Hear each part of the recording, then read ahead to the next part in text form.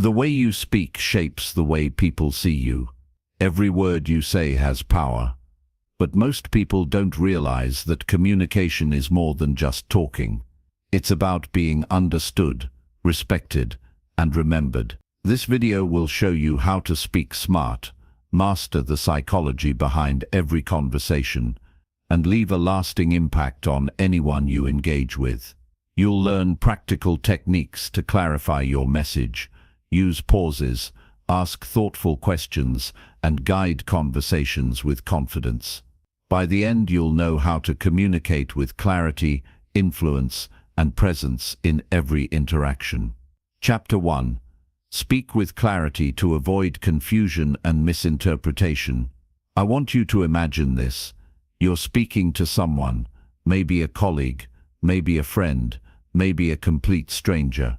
You're trying to share something important, an idea, a request, or even your feelings. You finish your sentence, and you see them pause, tilt their head slightly, and then respond in a way that has nothing to do with what you meant. In that moment, something went wrong. You didn't connect. You didn't get through. That right there is why clarity matters. When you speak, you're not just moving your lips and pushing out sounds. You're building a bridge between your mind and theirs. If the bridge is shaky, incomplete, or unclear, your message falls straight through the gaps. They misunderstand you. They act on the wrong information. Or worse, they stop listening altogether. Speaking with clarity isn't about having a perfect voice or sounding like a professional announcer. It's about making sure the person in front of you understands exactly what you mean, without having to guess, without having to decode your words, without walking away confused. Clarity starts before you open your mouth. It starts in your mind. You have to know exactly what you want to say. If your own thoughts are scattered, your words will be scattered too. If you're unsure of your main point, your listener will be unsure of everything. So here's the first step. Decide your main message before you speak. Not 5 different points. Not a chain of half-finished thoughts. One main idea.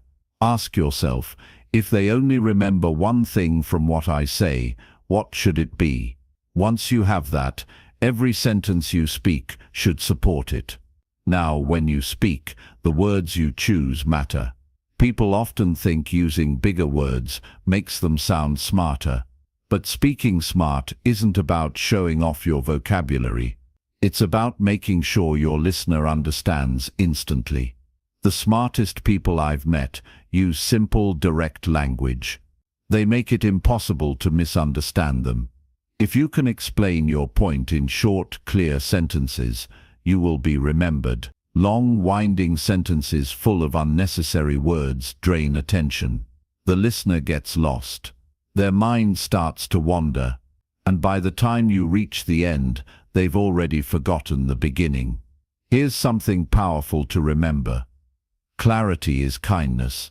When you speak clearly, you respect the other person's time. You make it easier for them to follow you. You save them from having to guess what you mean. You remove the frustration that comes from unclear communication. Another important part of clarity is structure. The human brain loves order. If your thoughts are in a clear sequence, your listener can follow along without effort. You can think of it as guiding them step by step, starting with the most important point, adding supporting details, and then reinforcing the takeaway at the end. One mistake many people make is rushing their words. When you speak too fast, even if your ideas are good, they blur together. The person listening doesn't have enough time to process them. Slow down just enough for your words to land. Give the listener's brain time to catch up with your message. And then there's pronunciation. I'm not talking about having an accent. That's fine. I'm talking about making sure your words are fully formed so they're easy to understand. Mumbling, swallowing words, or letting your voice trail off at the end of a sentence makes your meaning fade away. Speak so every word has weight. Also be aware of filler words. Like, they slip in when we're unsure or thinking on the spot. A few here and there won't ruin your clarity, but too many will distract from your point. Silence is better than fillers. A short pause is powerful. It gives both you and the listener a moment to breathe. Clarity also depends on listening. Yes, listening. If you're not fully tuned into the other person, you might respond to something they didn't mean. That's how misinterpretations happen. When they speak, pay full attention. Then, when you respond, you can tailor your words to match their actual meaning, not what you assumed. Now, let's talk about tone. Words aren't just about their dictionary definition. The way you deliver them changes everything. A sentence can be clear in words but unclear in tone. If your tone doesn't match your meaning, people will misread you. If you're explaining something important, but your tone sounds casual or distracted, they might not take it seriously. Clarity also means removing extra noise from your speech. Don't overload your listener with too many points at once. If you give them 6 different ideas in one breath, they won't remember any of them. Break your points into separate thoughts. Finish one clearly before moving to the next. There's another side to this, checking for understanding. After you've explained something, watch their reaction. Do they nod with confidence or look unsure? If they look confused, don't just repeat what you said. Try a different approach. Use a simpler example. Ask them to explain what they understood. That way you can make sure you're on the same page. Clarity is not about being overly formal. You don't have to sound stiff or rehearsed. You can be warm, friendly, and clear at the same time. In fact, warmth makes clarity even stronger. When someone feels comfortable with you, they listen more openly and are more likely to ask for clarification when they need it. One of the fastest ways to improve your clarity is to practice summarizing. After a conversation, ask yourself, could I explain what I just said in one short sentence? If you can, you're clear. If not, you need to tighten your message. In my years of speaking to people, in small rooms, large audiences, and one-on-one conversations, I've seen the same truth over and over. People don't remember every word you say, but they remember how easy it was to understand you. That's the mark of powerful communication. And here's the final thing. Clear speaking is not just about avoiding mistakes. It's about making your message so sharp and precise that it stays with them long after the conversation ends. When you speak with clarity, you guide people. You help them make better decisions. You inspire them to take action. You create real connection. So, from this moment forward, I want you to be intentional. Before you speak, take that extra second to know your point. Choose words that fit your listener. Deliver them at a pace they can follow. Use pauses. Cut out the noise. And when you finish speaking, leave no doubt in their mind about what you meant. Clarity is not a gift you're born with. It's a skill you build. And every conversation is a chance to build it stronger. When you master clarity, you master influence. And when you master influence, you can lead, inspire, and connect with anyone, anywhere. That's the real power of speaking smart. Chapter 2. Use pauses effectively to strengthen your key points. Pauses are one of the most underrated tools in communication. People spend so much time focusing on what words to say, how to say them, and even how to look while speaking. But they forget that silence can often speak louder than words. Think about the last time someone spoke to you and, just before saying something important, they stopped for a moment. That short pause instantly made you pay more attention. It created a space that pulled you in. It gave weight to what they were about to say. That's what a pause does. It creates space. It creates anticipation. It lets the listener's mind catch up, process, and lock onto the point. Most people underestimate how fast they talk. They race through their sentences, trying to fit everything in, afraid that if they stop even for a second, they'll lose the listener. But in reality, rushing makes you harder to follow. The faster you go, the more your words blur together, and the less impact they have. A well-timed pause does the opposite.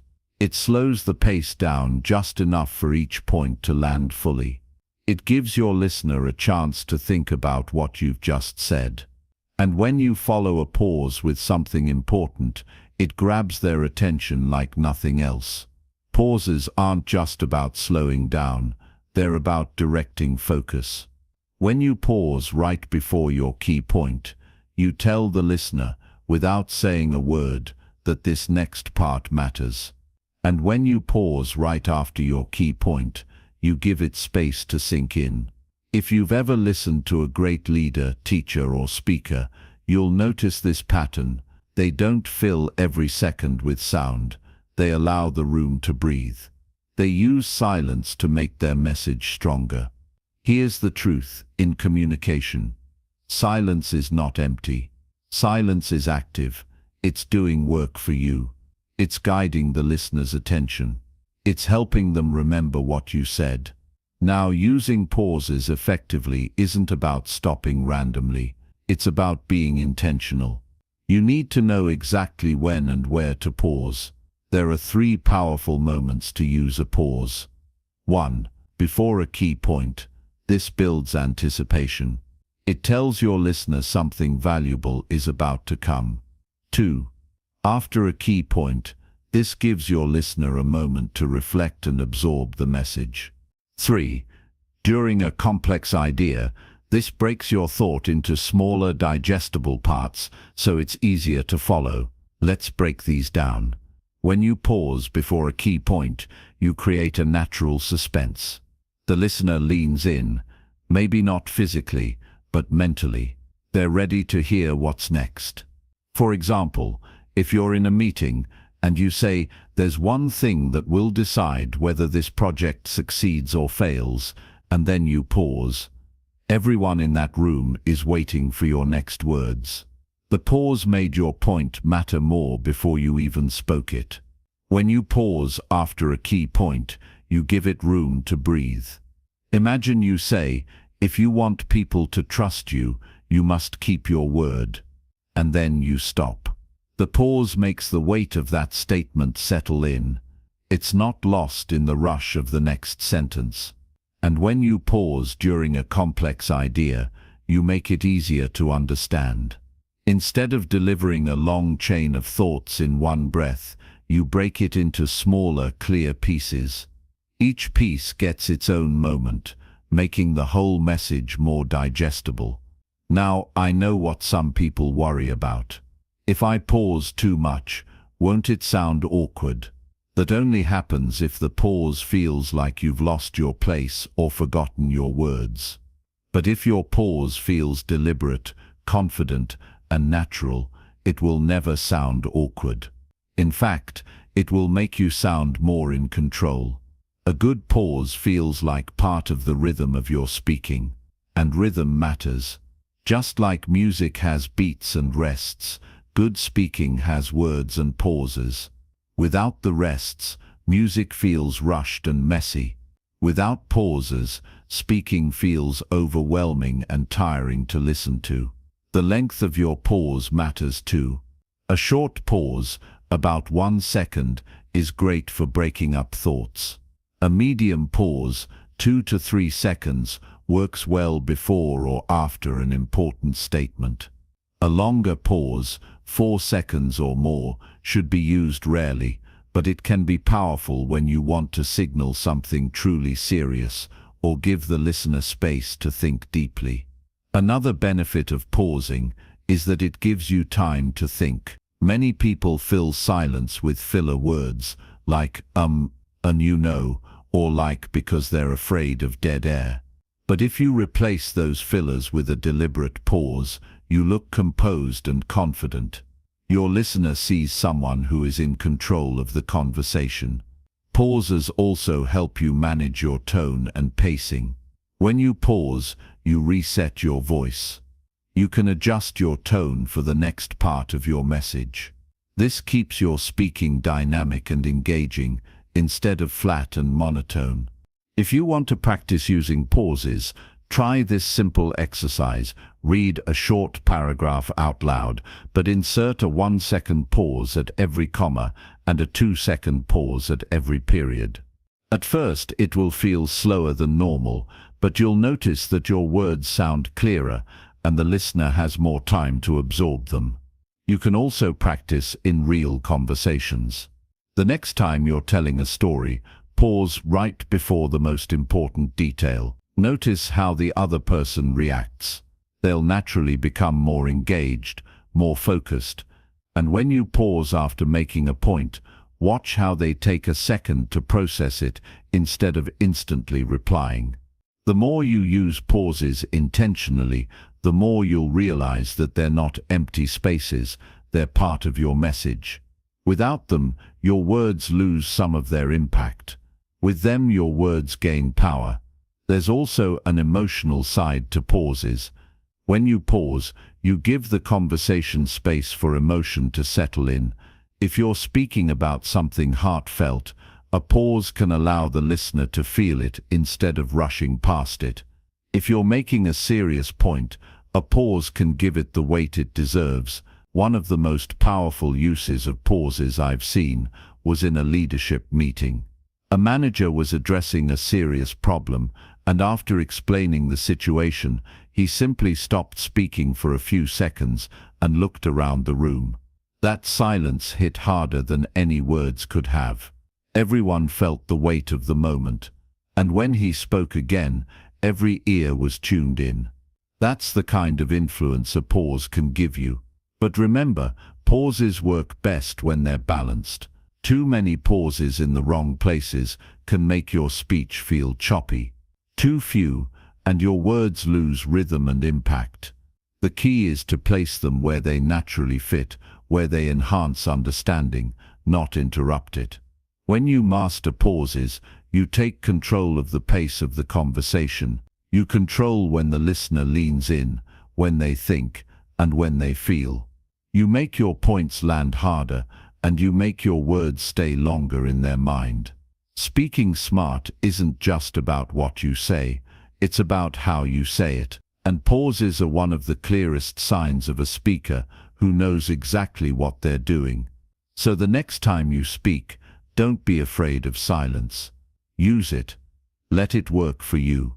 Let it give your words the space they deserve. Because in that space, your message gains strength, your listener gains clarity, and your communication becomes far more powerful.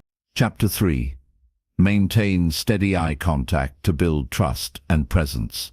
When you meet someone's eyes and hold that connection, something happens that no amount of words can replace. It's invisible, but it's powerful. It sends a message without a single sound being spoken. Steady eye contact is one of the simplest and strongest tools you have to build trust and presence in any conversation. Yet, many people either avoid it completely or misuse it, turning something natural into something uncomfortable. Think about the people you naturally trust. Chances are, they're not the ones who glance away every time you speak to them. They're the ones who look at you, not in a way that feels forced or cold, but in a way that shows they're really there with you. Eye contact tells the other person, I'm listening, I'm present, you matter right now.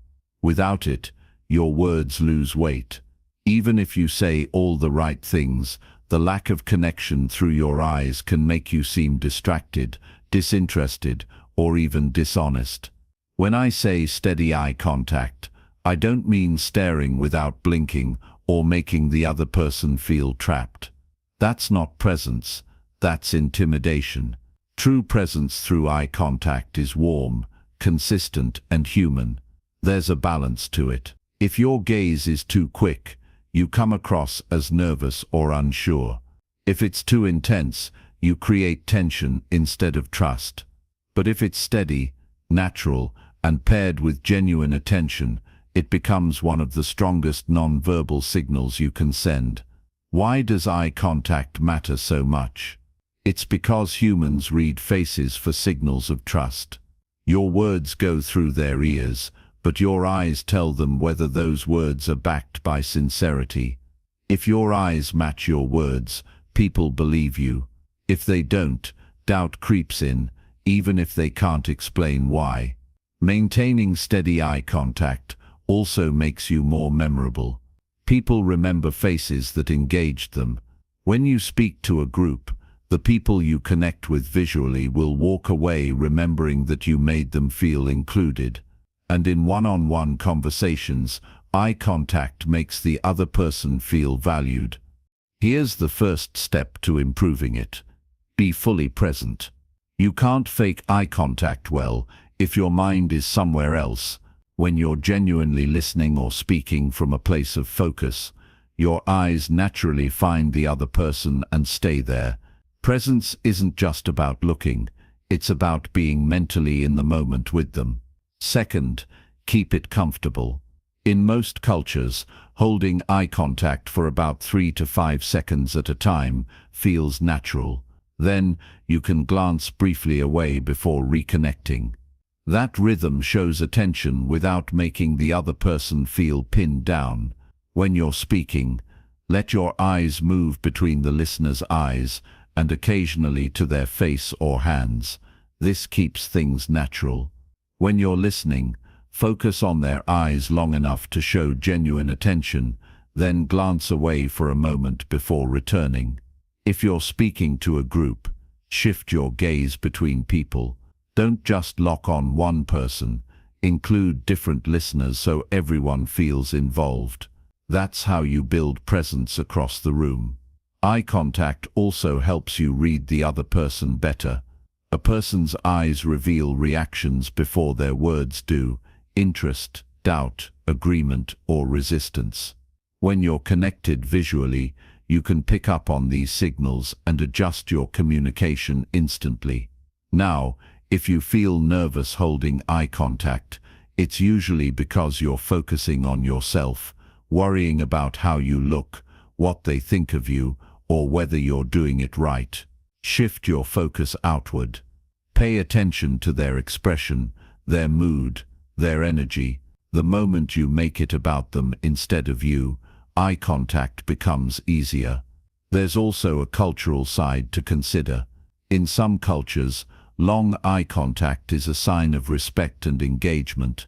In others, it can feel challenging or even rude. If you're speaking with someone from a different background, notice how they use eye contact and adjust to match their comfort level. Respect in communication is always more important than following a single rule. One of the strongest effects of steady eye contact is how it changes your own presence. When you hold someone's gaze with calm confidence, you feel more grounded. You appear more certain of your message. And that confidence spreads. The other person starts to see you as credible and trustworthy. But be careful, eye contact alone isn't enough. It has to match your facial expression and tone of voice. If you're making steady eye contact, but your face looks tense or your tone sounds dismissive, the connection will feel false. Presence is a combination of your eyes, your words, and your energy all pointing in the same direction. Let's talk about one mistake many people make: looking at a screen or notes more than the person they're speaking to. Whether it's a phone, a laptop, or a presentation slide, your audience feels the difference when your eyes are elsewhere. If you need to glance at notes, do it briefly, then return your focus to the person or people in front of you. The same applies in virtual meetings. Looking into the camera instead of the screen creates the effect of eye contact for the person watching. It might feel odd at first, but it makes a huge difference in how connected they feel to you. Here's a practice you can start today. In your next conversation, notice how often you break eye contact. Don't judge yourself, just observe. Then gradually increase the moments you hold it, even by a second or two. Over time, it will feel more natural. Another exercise is to watch skilled speakers and notice their use of eye contact. They rarely scan around aimlessly.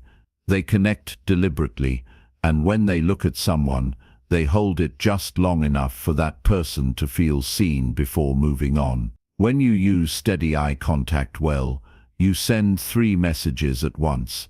I'm confident in what I'm saying. I respect you enough to give you my full attention. I'm here with you in this moment. Those 3 things build trust faster than any clever line or persuasive technique.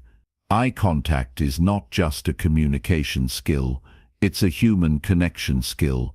When done with warmth and authenticity, it makes your words carry more weight, your presence feel stronger, and your relationships grow deeper. The truth is, most people are starved for genuine attention. We live in a world full of distractions, phones buzzing, screens flashing, thoughts racing. When you give someone steady, undivided eye contact, you're offering something rare. You're showing them that for this moment, they are the center of your focus, and that is a gift they will remember. So the next time you speak to someone, whether it's a friend, a colleague, or a complete stranger, lift your eyes, steady your focus, and be fully there. Let your eyes say, I see you, I hear you, you matter, because when your words and your eyes align, trust is built, and when trust is built, your presence is felt. That is the kind of communication that leaves a mark long after the conversation ends. Chapter 4. Choose words that match the listener's level of understanding. One of the biggest mistakes in communication is assuming the other person knows what you know. You speak from your world, your knowledge, your experience, but they might be hearing those words from an entirely different place. The smartest communicators understand this truth. The value of your words is not in how impressive they sound, but in how clearly they are understood. If your listener walks away confused, you didn't connect, no matter how intelligent your words were. Choosing words that match the listener's level of understanding isn't about talking down to someone or making things overly simple. It's about meeting them where they are. It's about making your message easy to follow without losing its meaning. Imagine you're a doctor explaining a medical condition to a patient. You could use technical terms like myocardial infarction, or you could say heart attack. One might be correct in medical language, but the other is instantly understood by someone without medical training. The goal is not to prove your expertise, it's to make sure your message is received. The same applies in every kind of communication. If you're speaking to a child, you choose simpler words. If you're speaking to an expert in your field, you can use more technical terms because you share the same vocabulary. If you're speaking to a mixed group, you choose words that everyone in the room can follow. Here's the truth. People rarely remember the exact words you use. They remember whether they understood you. And understanding comes from connection, not complexity. The first step is knowing your listener. Before you speak, ask yourself, who am I talking to? What is their background? How familiar are they with this topic? What kind of examples will make sense to them? This is not about judging them. It's about respecting them enough to communicate in a way that fits them. When you know your audience, you can choose words that click with them instantly. If you're explaining a financial concept to someone who loves sports, you might use a sports example. If you're explaining it to a small business owner, you might use a business analogy. The more your words connect to their world, the more your message sticks. This is also about avoiding unnecessary complexity. Many people believe that using big words makes them sound smarter. In reality, it often makes them harder to understand and sometimes even unapproachable. Speaking smart is not about showing off vocabulary. It's about removing barriers to understanding. Clear language is powerful language. When you choose simple, direct words, you make it easy for your listener to follow your point from beginning to end. You don't make them stop and wonder, what does that mean? You keep them with you every step of the way. That doesn't mean dumbing things down. It means saying things in a way that doesn't require the listener to have a dictionary in their mind. A good communicator can take a complex idea and explain it so clearly that anyone can understand it. Another key part of this is checking for understanding as you go. You can do this by watching the listener's body language. Are they nodding? Are they looking at you with focus? Or do they seem distracted or puzzled? If you notice signs of confusion, slow down, rephrase. Give an example that's easier to relate to. When you choose words that match someone's level of understanding, you remove frustration from the conversation. You create a smoother flow. The listener doesn't have to work hard to figure out what you mean. They can focus on the meaning itself, not on decoding the words. This skill also builds trust. When you speak in a way that makes sense to someone, they feel respected. They see that you care about them understanding, not just about hearing yourself talk, and that respect deepens connection. Here's a common trap to avoid: assuming that using smart language will automatically earn you credibility. In reality, credibility comes from clarity, not complexity. If someone doesn't understand you, they won't trust your message, no matter how sophisticated it sounds. Sometimes matching the listener's understanding means asking questions before you dive into your point. You might say, "How familiar are you with this topic?" or "Have you dealt with something like this before?" Their answers will give you a sense of where to start and how to adjust your words. It also means paying attention to cultural and regional differences in language. A phrase that makes perfect sense in one part of the world might mean nothing in another. A word that's common in your field might be unknown outside of it. Adapting your language for the listener's context shows awareness and sensitivity. If you want to practice this skill, try explaining the same topic to 3 different people: a child, a friend with no knowledge of the topic, and a professional in the field. Notice how your words change each time. You'll find that the core idea stays the same, but the language adapts. That's exactly how it should be in real conversations. Matching your words to your listener's understanding also means avoiding jargon unless you're sure the listener knows it. Jargon creates a wall between you and the other person.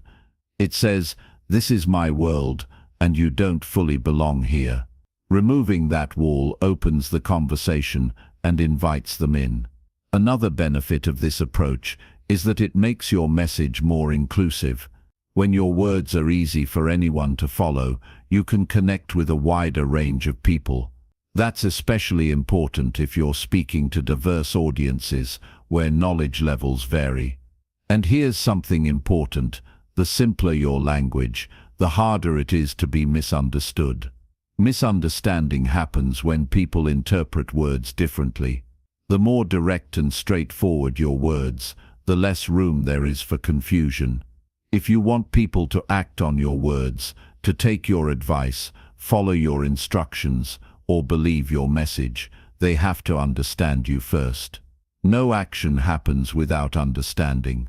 That's why matching your words to their level of knowledge isn't just polite, it's essential. Think of it this way: your goal as a communicator is not to impress people with how much you know. It's to express your message so clearly that they can use it. Your success isn't measured by how intelligent you sounded. It's measured by how well they understood you. So before your next conversation, take a moment to think, who am I talking to? What do they know? What will make this easiest for them to understand? Then, as you speak, watch their reaction. Adjust if needed. Use words that connect to their experience. Avoid terms that create distance. And above all, focus on clarity over complexity. When you master this skill, you make people feel included. You create conversations where no one feels left behind. And you turn your words into tools that build bridges instead of barriers. That is what powerful communication looks like. And that is how you speak smart, by speaking in a way that's truly understood. Chapter 5. Control your tone to match the message you deliver. Your tone is the emotional layer that rides on top of your words. It's not what you say, it's how you say it. And the truth is, how you say something often matters more than the actual words you choose. People may forget your exact sentences, but they will remember how you made them feel. That feeling comes from your tone. You can say the exact same sentence in two different tones and get two completely different reactions. "I understand" can sound compassionate, dismissive, sarcastic, or genuinely interested, all depending on the tone you use. That's why controlling your tone is one of the most important parts of speaking smart. Tone is the part of your voice that communicates emotion. It's what tells the listener whether you're confident, calm, urgent, warm, or frustrated. If your tone doesn't match the message you want to send, your communication loses power and clarity. For example, imagine delivering good news in a flat, lifeless tone. The words are positive, but the listener won't feel the excitement. On the other hand, delivering a serious warning with a casual, upbeat tone sends the wrong signal. The mismatch creates confusion, and confusion kills trust. The first step to controlling your tone is being aware of it. Many people are so focused on the words they're saying that they have no idea how they sound. They don't notice if their tone comes across as impatient, cold, or uncertain. Awareness changes that. Start paying attention to your own voice in different situations. Notice what your tone sounds like when you're relaxed, when you're stressed, when you're excited, and when you're tired. You'll start to see patterns. The second step is matching your tone to your message. This is where control comes in. Ask yourself, what do I want the listener to feel? Then adjust your tone to create that feeling. If you want the listener to feel reassured, your tone should be calm, steady, and warm. If you want them to feel energized, your tone should have more upward energy and variation. If you want them to take something seriously, your tone should slow down, lower slightly, and carry more weight. Tone isn't just about pitch or volume, it's about rhythm, pace, and energy. A rushed tone often feels anxious. A slower, deliberate tone feels thoughtful. A tone with rising inflection at the end of every sentence can sound unsure, while a tone with a steady drop at the end sounds confident. It's also important to be aware of emotional leakage when your tone reveals emotions you didn't intend to show. If you're frustrated but trying to sound polite, your tone might still give you away. The listener may sense tension in your voice, even if your words are friendly. That's why controlling your tone also means managing your state of mind. Your physical state affects your tone more than you think. If you're tense, your voice tightens. If you're relaxed, your voice opens up. If you're exhausted, your voice loses energy. Preparing your body and mind before important conversations makes it easier to keep your tone where you want it. One powerful way to check your tone is to record yourself. Say the same sentence in 3 different tones: serious, encouraging, and casual.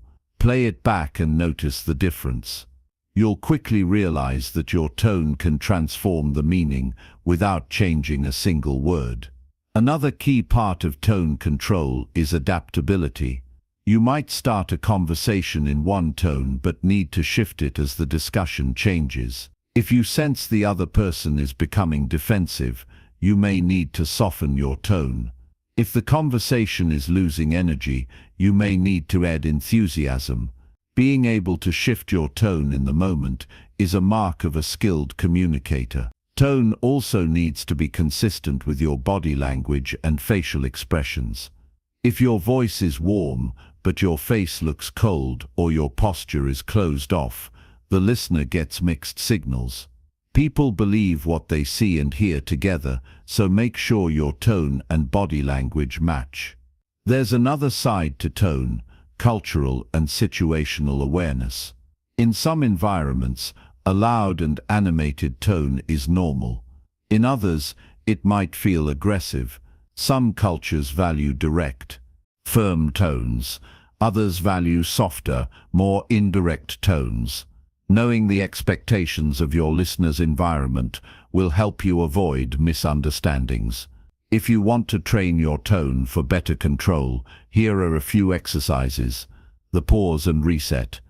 Before responding in a conversation, take a brief pause. Use that moment to check your tone and adjust it before speaking. Mirror listening. Match the general energy level of the other person's tone without copying it exactly. This creates comfort and rapport. Volume awareness. Practice speaking the same sentence at different volumes while keeping the tone consistent. This teaches you to control emotions separately from volume.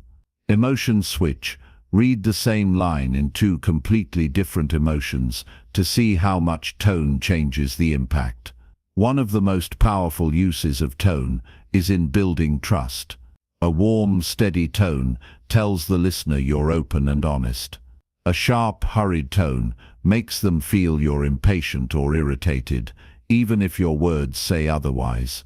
People naturally lean toward voices that make them feel safe and respected. When you control your tone, you can lead the emotional direction of a conversation. If things are tense, you can lower your tone and slow your pace to calm the room. If energy is low, you can add brightness and speed to lift it. That's influence, guiding not just the content of the conversation, but also the emotional experience of it. One thing to avoid is tone drift, when your tone changes unintentionally over the course of speaking. For example, starting off warm, but slipping into a colder tone as you get tired or distracted. Staying conscious of your tone from beginning to end keeps your message consistent. Here's the truth: words are just the skeleton of communication. Tone is the life in it.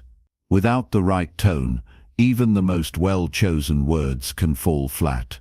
With the right tone, even simple words can carry incredible power. So in every conversation, every presentation, every interaction, don't just think about what you're saying. Think about how it sounds. Think about how it feels to the person hearing it. Because in the end, people respond to the emotion your tone carries more than to the words themselves. Control your tone, and you control the emotional impact of your message. And when you can do that, your communication becomes not just clear, but unforgettable. Chapter 6. Listen actively before responding to ensure relevance and respect. Listening is one of the most powerful skills you can develop, yet it's one of the most overlooked. Most people think communication is all about speaking, about finding the right words, delivering them clearly, and sounding confident. But the truth is, what you hear is just as important as what you say. Active listening is not just hearing words. It's fully engaging with the person in front of you. It's understanding the meaning behind their words, the emotion behind their tone, and the intention behind their gestures. When you listen actively, you don't just respond, you respond with relevance and respect.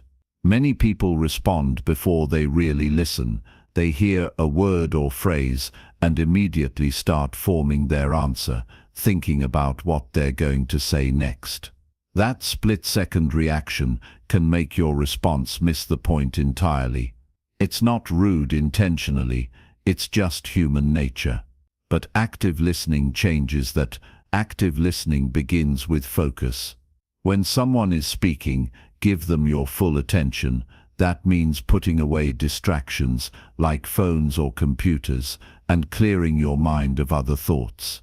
Your presence alone communicates respect and importance. People feel valued when they know you're fully engaged. Eye contact, steady and natural, supports listening. But listening goes deeper than sight. Pay attention to tone, pace and inflection. Notice pauses, hesitations and changes in energy. Those subtle cues often carry as much meaning as the words themselves. Body language is another essential part of listening. Lean slightly forward, keep your posture open, nod occasionally, and maintain an approachable demeanor. These gestures let the speaker know you're following along. Even small signs, like a smile or a tilt of the head, reinforce that you're engaged. An important element of active listening is holding your response until the speaker finishes their thought. This may feel uncomfortable at first because you want to jump in with advice, clarification, or an opinion. But interrupting breaks the flow, reduces trust, and often causes misunderstandings. Pausing until the speaker is truly finished gives you the full context you need to respond appropriately. After hearing someone out, reflect back what you understood. This doesn't have to be word for word, but paraphrasing shows that you processed their message. You might say something like, "So what you're saying is," or "It sounds like your main concern is." This simple action builds clarity and trust. It signals that you're not just hearing words, you're understanding them. Active listening also requires managing your internal reactions. Sometimes what someone says can trigger strong emotions, disagreement, frustration, or even excitement. If you respond immediately from that emotional place, your words can escalate tension or miss the intended meaning.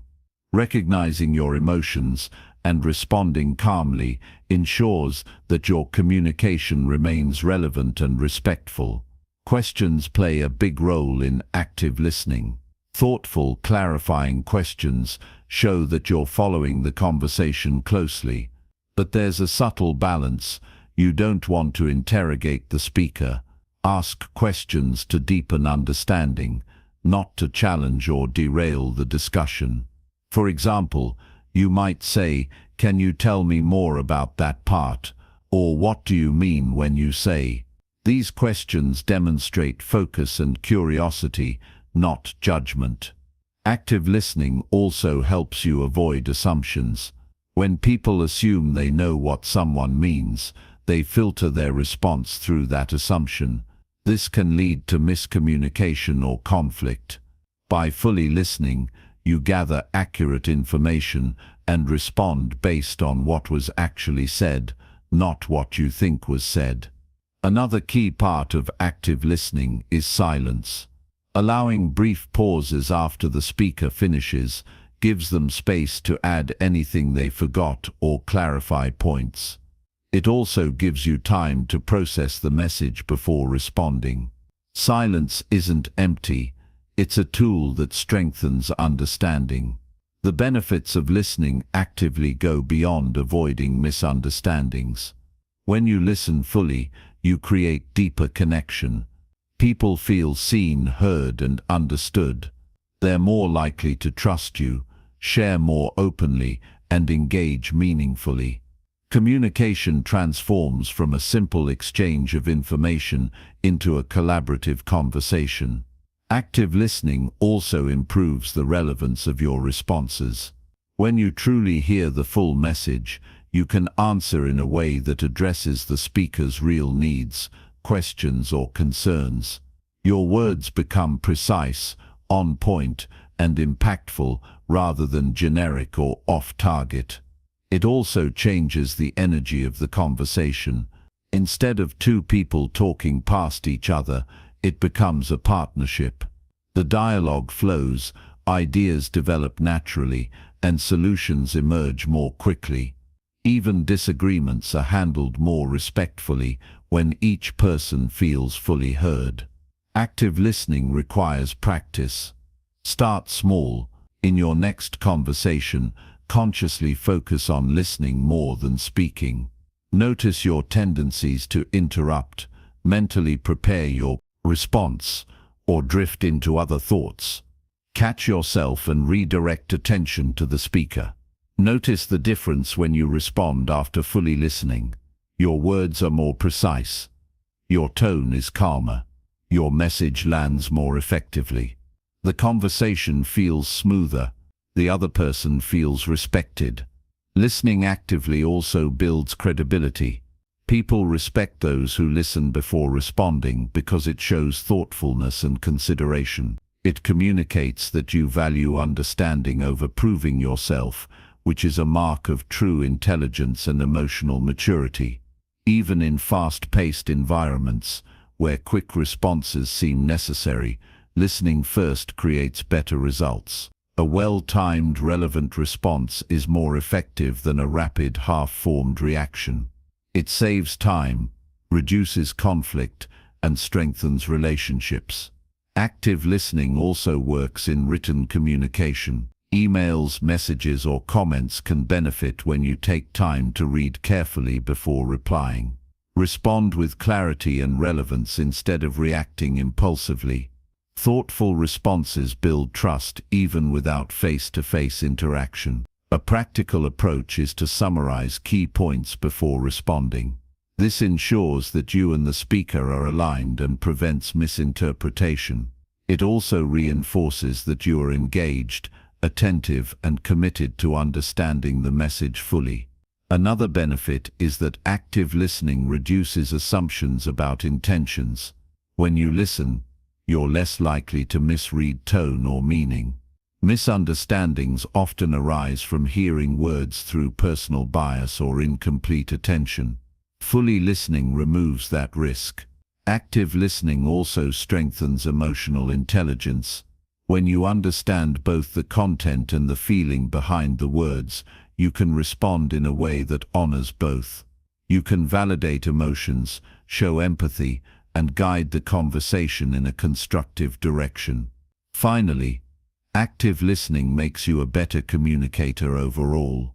Every skill in communication, clarity, tone, word choice, presence, improves when it's built on a foundation of full understanding.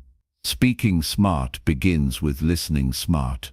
By listening actively before responding, you ensure your words are relevant, your tone is appropriate, and your message is respected.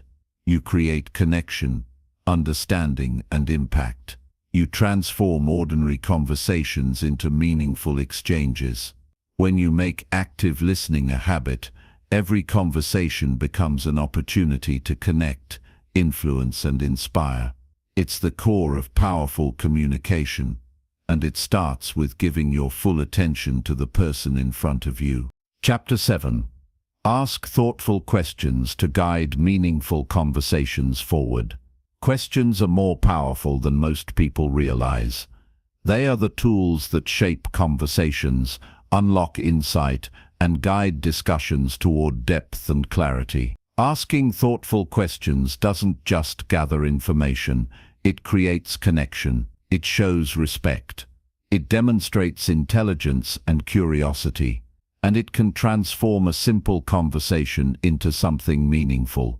A thoughtful question is not a test, a challenge, or an attempt to control.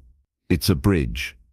It invites the other person to share more, reflect deeper, and engage more fully. When you ask the right question, it shifts the conversation from surface-level chatter to understanding, discovery, and relevance. Many people speak without questioning. They tell, explain, or instruct. But without questions, you miss the chance to learn, to adjust, and to connect. Questions show that you're listening, that you value the other person's perspective, and that you care about the quality of the conversation. The first key to asking thoughtful questions is clarity of purpose. Ask yourself, Why am I asking this question? What do I hope to learn? How will it move the conversation forward? Questions asked without intention often feel empty or shallow. Thoughtful questions have direction, focus, and meaning. There are different types of questions, and each serves a purpose. Open-ended questions invite the speaker to elaborate. They start with what, how, or why, encouraging reflection and exploration. Closed-ended questions, which can be answered with yes or no, are useful for confirmation or clarity. Knowing when to use each is crucial. Open-ended questions create space for dialogue. For example, instead of asking, "Did you like the project?" which can be answered with a simple yes or no, you might ask, "What was the most challenging part of the project for you?" This encourages the speaker to reflect and share meaningful detail. Thoughtful questions also consider the listener's perspective. They are phrased in a way that is clear, respectful, and relevant. They avoid assumptions, leading language, or judgment. For instance, asking, "How did you feel about that decision?" is far more effective than "Why did you make that wrong decision?" The first opens the door, the second shuts it. Another principle is sequencing questions thoughtfully. Start with broader, easier questions to establish comfort and context. Then move into deeper or more complex questions as the conversation develops. This natural progression builds trust and engagement. Listening carefully to the answers is just as important as asking the questions. A thoughtful question loses power if you don't actively listen to the response. Follow-up questions should reflect what the speaker has shared. This shows that you're paying attention and valuing their perspective. For example, if someone shares a challenge at work, a good follow-up could be, "What resources or support would make that easier?" Or, "How did you approach solving that issue?" These questions guide the conversation while keeping it relevant to the speaker's experience. Thoughtful questions also encourage reflection. They help the speaker think more deeply about their experiences, beliefs, and actions. Questions like, "What do you wish you had done differently?" or "What did this experience teach you?" prompt insight that might not surface otherwise. The tone and delivery of a question matter just as much as the wording. Questions should feel curious, open, and genuine, never confrontational, critical, or rushed. A well-timed, calm question communicates respect and encourages openness. Another benefit of asking thoughtful questions is that it shifts the balance of the conversation. Instead of one person dominating, both parties become active participants. The dialogue becomes richer, more dynamic, and more meaningful. Questions can also guide conversations towards solutions rather than problems. When someone expresses difficulty or concern, asking, "What steps could move you forward?" or "What options have you considered?" focuses the discussion on progress rather than dwelling on setbacks. There's also a powerful emotional component. Thoughtful questions show empathy. They demonstrate that you care about understanding not just the facts but the feelings behind them. Asking, "How did that make you feel?" or "What was most important to you in that moment?" validates the speaker's experience. Even in professional settings, questions are critical. Leaders who ask thoughtful questions inspire engagement and innovation. They uncover insights that might not emerge through statements alone. A well-placed question can reveal hidden challenges, spark creative thinking, and strengthen team collaboration. But asking thoughtful questions requires preparation. Consider the context and purpose of your conversation. Anticipate potential responses and think about how your questions will encourage meaningful dialogue. This doesn't mean scripting everything, but having an awareness of the direction you want the conversation to take makes your questions more effective. Timing is also crucial. Questions asked too quickly can feel abrupt, while questions asked too late can lose relevance. A thoughtful question lands best when it naturally follows the flow of the conversation. Observing pacing, tone, and engagement helps you find the right moment. It's also important to resist the urge to answer your own questions. Sometimes a question creates a pause, a moment for reflection. Avoid filling that silence immediately. Let the speaker respond fully. Patience amplifies the impact of your inquiry. Questions also strengthen your own understanding. When you ask someone to clarify, explain, or elaborate, you uncover details that might otherwise be missed. This improves your ability to respond effectively, make decisions, or offer guidance. Another benefit is that thoughtful questions create dialogue that is memorable. People remember conversations in which they felt heard and engaged. Questions make them participants, not just recipients of information. That engagement fosters connection, trust, and influence. Active questioning also helps avoid misunderstandings. Miscommunication often occurs when assumptions replace curiosity. Asking questions ensures clarity. Instead of guessing someone's intent, you confirm it. Instead of assuming a perspective, you uncover it. Even in casual conversations, thoughtful questions elevate the quality of interaction. Asking about someone's experience, feelings, or insights deepens the exchange. Simple questions like, "What inspired you today?" or "What's been most meaningful for you recently?" shift conversations from ordinary to impactful. There's also a creative side to questioning. Great communicators use questions to challenge assumptions, explore possibilities, and inspire new thinking. Questions like, "What would happen if we tried a different approach?" or "How could this situation look from another perspective?" expand the conversation beyond the obvious. Finally, asking thoughtful questions is a skill that compounds over time. The more you practice, the more naturally it becomes part of your communication. You'll start recognizing opportunities for meaningful questions, adjusting them to the situation, and guiding conversations toward insight, clarity, and connection. The essence of asking thoughtful questions is respect. Respect for the speaker, respect for the conversation, and respect for the value of shared understanding. Questions are invitations. They invite reflection, dialogue, and collaboration. When used well, they transform ordinary communication into something purposeful and meaningful.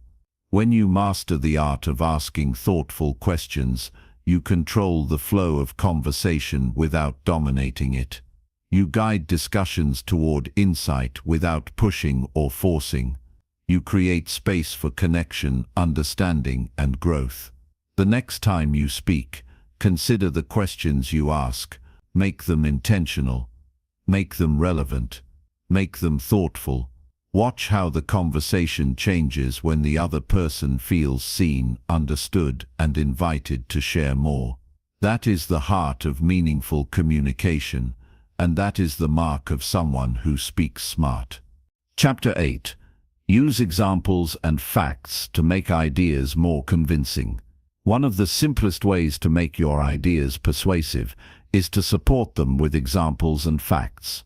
Words alone can sometimes float in the air, but when you anchor them with concrete evidence, they gain weight, credibility, and clarity. People are more likely to believe and remember what you say when it is backed by real examples and reliable facts. An example is a story, an illustration, or a real-life situation that helps the listener understand your point. A fact is a piece of objective information, something verifiable that supports your argument. Combining these two elements strengthens communication because they appeal to both understanding and trust. Imagine telling someone that teamwork improves results. On its own, it sounds reasonable, but it may not fully convince. Now, if you add an example of a team that achieved remarkable success by collaborating and a statistic showing how companies with strong teamwork outperform others, your message becomes far more compelling. People see it, feel it, and trust it. Using examples makes abstract ideas tangible. Humans process stories better than abstract statements. When you illustrate a point with a concrete scenario, the listener can visualize it. They connect your idea to something real, which makes understanding faster and retention higher. For example, if you are explaining the importance of discipline, sharing a story of someone who achieved results by sticking to a daily routine brings your idea to life. It moves your point from a concept into something relatable, real, and actionable. Facts, on the other hand, establish credibility. They show that your statements are grounded in reality, not just opinion. Reliable facts signal preparation, knowledge, and trustworthiness. For instance, quoting a research study or a verified statistic demonstrates that you have done your homework, which naturally earns respect from your listener. Combining examples and facts is even more powerful. Stories capture attention and create emotional engagement. Facts provide evidence and logic. Together they appeal to both heart and mind, making your ideas harder to ignore or dismiss. The key is relevance. Examples and facts should directly support your point. Irrelevant information can distract or confuse. If your story doesn't illustrate the idea you are trying to convey, it weakens your argument rather than strengthens it. Similarly, facts that are loosely connected can feel like filler instead of proof. Accuracy is critical. Facts must be verifiable, and examples must be truthful. Misleading or false information destroys trust instantly. A listener may forgive minor slips, but presenting false facts or exaggerated stories will damage credibility and make your message less persuasive. Details matter. When using examples, include specifics. Don't just say, "A company improved results by teamwork." Share what the company did, the challenges they faced, and the results they achieved. Specificity makes your example vivid and believable. Similarly, when presenting facts, give context. A statistic without context can be misunderstood or dismissed. Explain what the numbers mean and why they are relevant. For example, instead of saying, "Most people fail at habits," you could say, "Research shows 80% of people fail to maintain a new habit beyond 1 month because of lack of planning." The second version is clear, precise, and actionable. Timing and placement are also important. Introduce examples and facts at moments where they reinforce your point.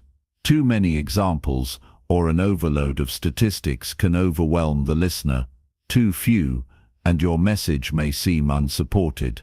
The goal is balance, enough to convince without distracting. Examples also create emotional resonance. Facts appeal to logic, but stories appeal to feeling. When you combine the two, you create a connection that is both intellectual and emotional. People are more likely to remember your message when they felt something while hearing it. It's important to choose examples that your listener can relate to. Tailor stories to their experience, background, or interests. A relevant story increases understanding and engagement, making your point far more persuasive. Similarly, select facts that are meaningful and understandable for your audience. Practice explaining ideas with examples and facts. Take a concept you want to communicate and think of a real-world illustration and a supporting fact. Present them together and notice how much stronger your message feels. Over time, using examples and facts becomes a natural part of how you speak.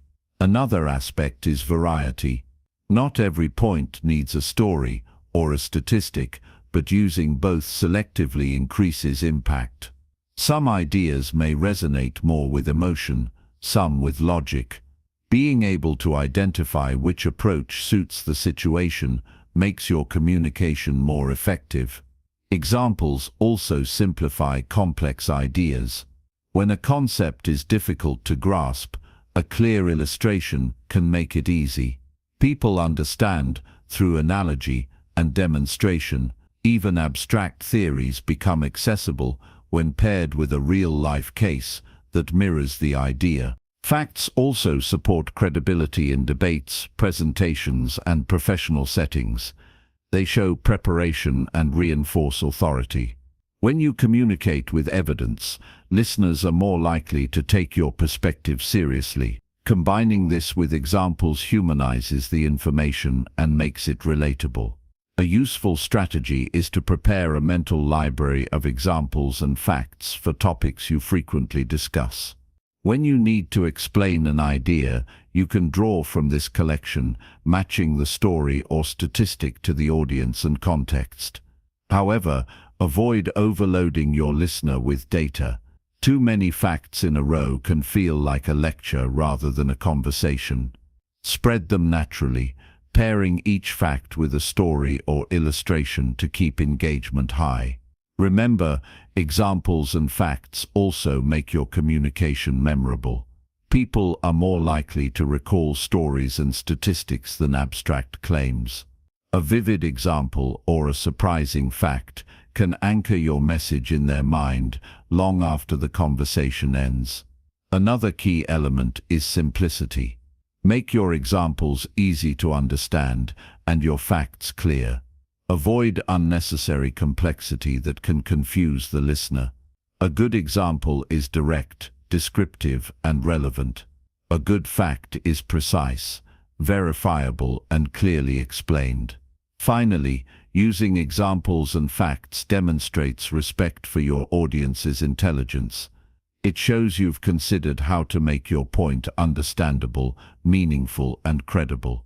It reflects preparation, care, and thoughtfulness, all qualities that enhance your presence as a communicator. When you combine examples and facts effectively, your ideas are no longer abstract claims. They become credible, understandable, and compelling. You gain attention, build trust, and influence thought. People remember your message, engage with it, and are more likely to act on it. Using examples and facts is not a complicated skill. It's a matter of preparation, observation, and awareness. Notice the world around you, collect stories, record facts, and practice connecting them to your ideas. Over time, this becomes a natural part of your communication style. In every conversation, meeting, or presentation, anchor your points with examples and facts. Make your ideas tangible. Make your logic clear. Make your words persuasive. Doing so turns ordinary statements into ideas that resonate, influence, and leave a lasting impact. Chapter 9. Adjust your pace to keep attention and engagement high. Pace is one of the most overlooked elements of communication, yet it affects every conversation more than most people realize. How quickly or slowly you speak shapes understanding, engagement, and impact. Words alone carry meaning, but pace controls how that meaning lands. When your pace is too fast, people struggle to keep up. Important points may be lost, and your message can feel rushed or overwhelming. When your pace is too slow, listeners may lose focus or feel the conversation dragging. The key is finding the rhythm that keeps attention high and engagement consistent. Adjusting your pace is not about speaking unnaturally. It's about awareness and control. It's about matching your speed to the content, the context, and the audience. A skilled communicator moves between tempos to emphasize points, create clarity, and maintain connection. The first step is self-awareness. Pay attention to your natural speaking pace. Notice when you speed up under stress, excitement, or nervousness. Notice when you slow down when tired or unsure. Understanding your tendencies gives you control over your delivery. Next, consider the content of your message. Complex ideas benefit from a slower pace, giving listeners time to process. Simple, energetic points can be delivered faster to maintain energy and flow. Varying pace according to the idea keeps your audience following without effort. Pausing is a critical tool. Pauses give the listener a moment to absorb what you said. They create natural breaks that emphasize importance and allow reflection. A pause can highlight a key point more effectively than repetition. Silence is not empty. It's a powerful part of pace. Pace also affects emotional impact. Speaking too quickly can create tension or urgency. Speaking more slowly can convey calmness, seriousness, or authority. By adjusting pace intentionally, you guide how the listener feels as well as what they understand. Another element is listening to the audience's rhythm. People naturally process information at different speeds. Watch their reactions. If they seem lost or distracted, slow down. If they seem restless or disengaged, increase energy and tempo. Matching pace to the audience keeps them fully involved. Vocal variety strengthens pacing. Mixing faster sections with slower, deliberate moments prevents monotony and keeps the listener attentive. A conversation that is entirely fast or entirely slow loses engagement. Controlled variation captures attention and maintains interest. Reading aloud is a practical exercise. Take a paragraph from a book and read it in multiple paces, fast, medium, slow. Notice how comprehension and attention shift. Then practice finding the natural tempo that communicates clearly while maintaining energy. Emphasis works with pace. Slow down slightly on critical words or phrases to highlight importance. Speed up on supporting or less critical details to maintain momentum. This subtle adjustment creates focus without overwhelming the listener. Adjusting pace is also essential in storytelling. Stories are a core way people understand ideas. The rise and fall of tempo keeps the narrative engaging. Moments of tension or suspense benefit from slower delivery, while excitement or action can speed up. Thoughtful pacing transforms stories into experiences. Breath control underpins pace. Speaking too fast often comes from shallow or rapid breathing. Deep, steady breathing allows for measured speed, clearer enunciation, and better projection. Controlling breath is controlling tempo. It also reduces tension and supports presence. Another consideration is the medium of communication. In one-on-one conversations, pace can be more flexible and responsive. In presentations or recorded content, pacing must consider the listener's focus and attention span. Adjusting for context ensures clarity and retention. Pace interacts with tone, emphasis, and body language. All elements of communication work together. A slow pace paired with strong emphasis creates gravity. A faster pace paired with energetic gestures conveys enthusiasm. Understanding the relationship among these factors elevates your communication. Practice using pauses strategically. Before a key point, pause to signal importance. After a key point, pause to let it settle. Between sections, pause to reset the listener's attention. These micro-adjustments create a rhythm that guides engagement. Avoid speaking at a uniform, unchanging pace. Monotony reduces attention. Even small variations in speed, pitch, and energy maintain interest. Your goal is not perfection but rhythm, a natural flow that keeps the listener invested. Monitoring listener feedback is crucial. Facial expressions, eye contact, nods, and posture reveal how well they are following. If attention drops, adjust pace. If energy is high, maintain or accelerate slightly. Real-time adaptation keeps the conversation alive. Pace also affects retention. Listeners remember information better when it's delivered in manageable segments with thoughtful tempo. Too fast, and the information overloads memory.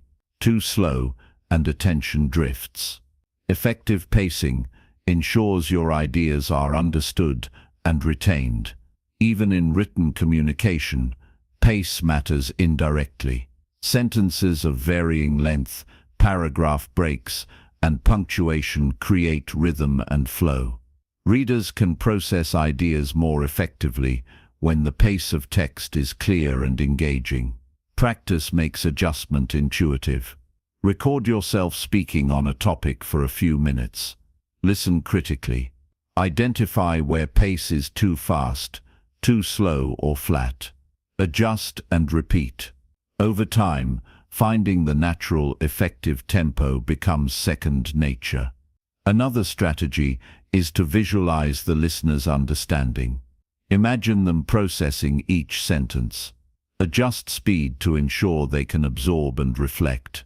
This listener-focused approach prioritizes comprehension and connection over your own habits or comfort.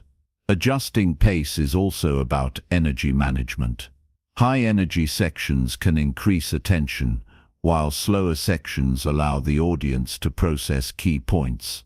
Alternating pace creates a dynamic experience rather than a static delivery.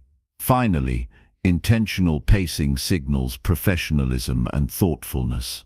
A speaker who controls tempo demonstrates confidence, awareness, and mastery over communication.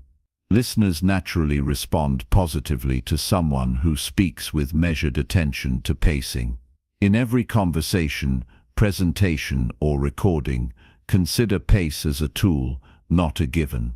Control it to keep engagement high, comprehension clear, and the emotional energy aligned with your message.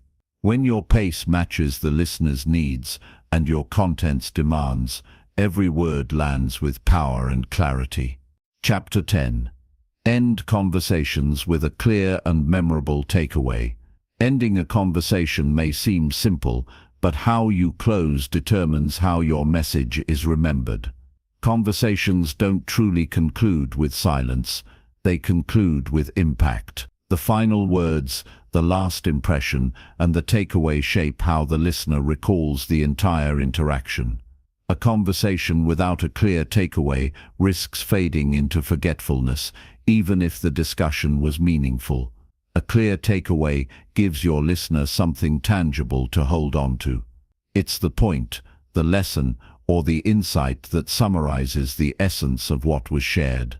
Without it, conversations drift. With it, they resonate. When your words linger in someone's mind after the discussion, your communication becomes powerful and influential. The first step in creating a strong ending is clarity of purpose. Know what you want the listener to remember. Ask yourself, what is the most important message here? What action, thought, or feeling should they carry forward? This clarity guides how you conclude. Summarize key points succinctly. A brief recap reinforces understanding and ensures that your main ideas are anchored in memory. You don't need to repeat every detail. Highlight what matters most. For example, if you discussed strategies for improving communication, end with 1 or 2 practical steps the listener can apply immediately. Focus on relevance. The takeaway must connect to the listener's needs, interests, or situation. A generic ending may sound polite, but lacks impact. When your takeaway resonates personally, it becomes meaningful, actionable, and memorable. Use simple and direct language. Avoid overcomplicating or over-explaining. Your goal is clarity, not eloquence. A single clear statement often has far more influence than a paragraph of nuanced words. People remember what is easy to understand and repeat. Emphasize the takeaway with tone and pacing. Slow slightly on the final sentence. Lower your voice or pause before delivering it. These subtle adjustments signal importance and create emphasis without needing dramatic gestures or overstatement. Another effective approach is action-oriented takeaways. Encourage the listener to act, reflect, or consider. Ending with a specific step or a question for self-reflection strengthens retention. For example, try applying this method in your next conversation and notice the difference gives a concrete action tied to the lesson. Memorable takeaways often tie back to emotion as well as logic. People remember how they felt, not just what they heard. If your takeaway sparks curiosity, motivation, or confidence, it reinforces the impact of your message. Craft the ending to leave both an intellectual and emotional impression. Stories or analogies can support the final point. Even a brief example in the closing statement reinforces the lesson. For instance, recalling a quick real-life illustration of someone successfully applying the concept makes the takeaway tangible and credible. Pausing after delivering the takeaway allows it to settle. Silence is a powerful tool. It gives the listener space to process, reflect, and absorb the final message. Ending abruptly without a pause reduces the chance that your words will stick. Consistency is important. Make sure your closing aligns with the main points discussed. Avoid introducing new ideas at the end, as this dilutes the message. The takeaway should feel like the natural conclusion of the conversation, not an afterthought. Engage the listener's perspective. Framing your takeaway in terms of their experience increases relevance. Phrases like, "Think about how this applies to your situation," or "Consider using this in your next discussion," personalize the ending, making it more memorable. Clarity also involves brevity. The final statement should be concise and impactful. Avoid long-winded summaries. Distill the essence into 1 or 2 sentences that capture the key message. Brevity enhances recall and makes the takeaway repeatable. Repetition within moderation can reinforce memory. If your takeaway echoes a point you emphasized earlier, it strengthens retention. Repetition signals importance without feeling redundant if done intentionally and naturally. Tone conveys confidence and authority. A calm, steady, and assured tone signals that the takeaway is significant. Hesitation or uncertainty undermines the impact. Your delivery communicates as much as your words. Endings also reflect respect. A strong takeaway shows the listener that you value their time and attention. It communicates that the conversation was purposeful, that their engagement matters, and that you are mindful of leaving them with something valuable. Even in brief conversations, a clear takeaway matters. Summarize a key insight, highlight a lesson, or pose a thought-provoking question. Over time, this habit of concluding with purpose elevates every interaction, making you a communicator who leaves lasting impressions. For longer discussions or presentations, consider a structured ending, recap, reinforce, and inspire action. Begin by briefly restating the key points, then emphasize the takeaway, and finish with a sentence that motivates reflection or application. This pattern maximizes clarity and memorability. The takeaway also guides follow-up. When your listener remembers a clear point, future interactions are anchored in understanding. It establishes continuity, allowing subsequent conversations to build on a shared foundation rather than starting from scratch. Memorable takeaways can also incorporate a question. Asking the listener to reflect or apply the idea ensures engagement even after the conversation ends. Questions activate thought and encourage mental connection, keeping the message alive beyond the immediate discussion. Avoid leaving the ending vague or open-ended. unless the intent is to spark curiosity. An ambiguous conclusion can confuse or dilute the impact. A clear, purposeful statement gives the listener direction, focus, and clarity. Practice crafting takeaways. After discussions, consider what your ideal listener should remember. Refine your closing statement to be concise, relevant, and impactful. Over time, you will naturally end conversations with purpose, clarity, and resonance.